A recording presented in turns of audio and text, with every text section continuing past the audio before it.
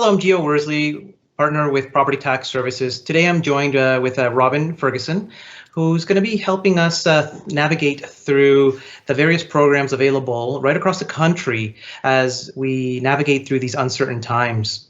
Our service line is a national service line assisting all clients navigate through the assessment and tax cycle. We've heard many stories about tenants not being able to pay rent, not being able to cover some of the operating costs right across the country due to closures or limited customers coming in. Robin, what have you been hearing? Yeah, thanks, Gio. So there's been a lot of news coverage in terms of what's happening in the business community within Canada, from forced closures of malls, non-essential services, to businesses opting to close their doors due to slow foot traffic. Obviously, we're hearing more and more news over the last couple of days in terms of tenants asking for rent deferrals or abatements. But again, a lot of that trickles down to the fact if landlords can afford to do so, and they're looking at how they can control additional costs. And property tax is one of the largest recoveries when landlords are looking at cost controls in terms of offering those rent deferrals to tenants. Mm-hmm. And what portion of that does property tax constitute of the total operating cost? Property tax in terms of total recoveries is anywhere from 25 to 75% of operating costs. So it is a fairly large portion. Quite significant. Now moving on to some of the programs currently in place, what has BC implemented from a provincial perspective? Yeah, so BC made a really large announcement earlier this week that the education portion of property tax has been cut by 50% for non-residential properties. Now, this will have a huge impact on most commercial properties within the province. Now, another measure that we heard come out of Vancouver this week is a 60-day deferral period as well on tax payments from the July deadline. Okay.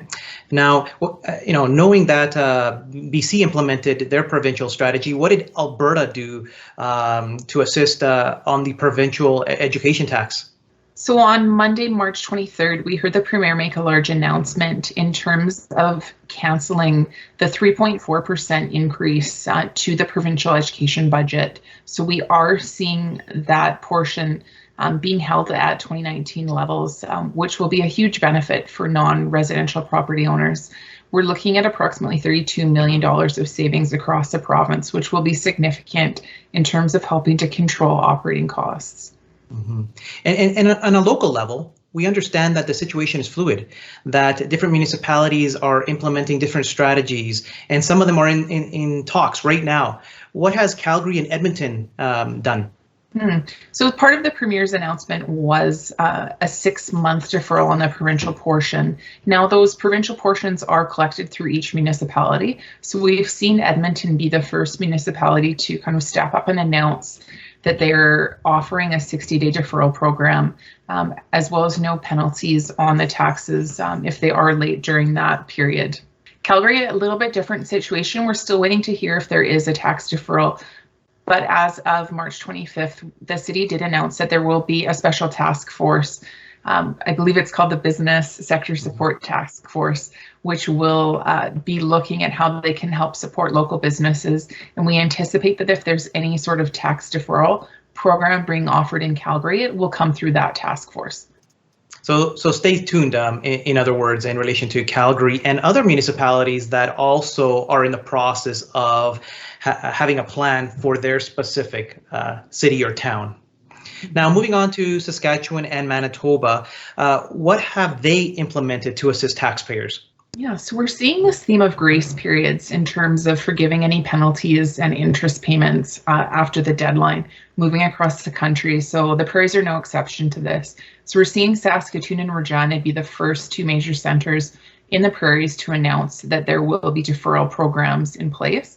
And Winnipeg and Brandon are currently tabling motions before City Council for deferral programs as well. So again, there'll be more information in the upcoming days and weeks in terms of what that will look like for those provinces.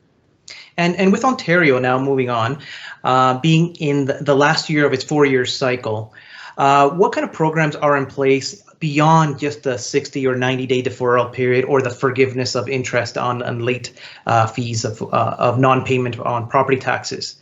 So in terms of Ontario, we have seen a really unique scenario come out of the City of Ottawa. They've put in a special program for residents and small business owners for an additional deferral period until the end of October. Now, in terms of what qualifies as a small business, that's to be determined, and we'll have more information in the upcoming weeks in terms of how that will all roll out. Mm-hmm. Thank you.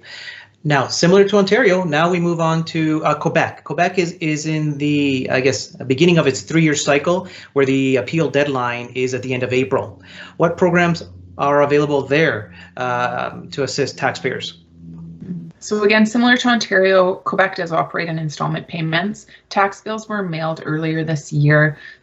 And most jurisdictions within Quebec have already gone through their first round of installment payments. The second and third payments have been deferred in most major centres, with Montreal, Quebec City, Laval leading the way with that. And again, we are anticipating more information in the upcoming weeks. Now, in relation to the Maritimes, what kind of programs are implemented in that area? So the Maritimes is a little bit unique as COVID-19 is really starting to just move into that part of the country. So we don't have a lot of information available yet in terms of what deferrals will look like there. We did hear earlier this week, St. John's as well as the town of Avalon have announced deferral programs. And again, we anticipate other municipalities to follow suit.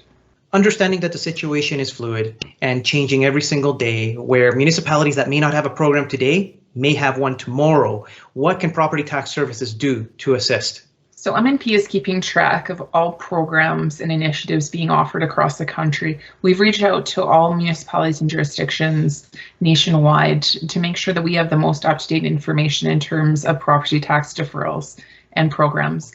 If anyone has any questions or wants to see this information, please let us know. I encourage everyone who has a property tax question to reach out to our team. We're here to assist. Thank you.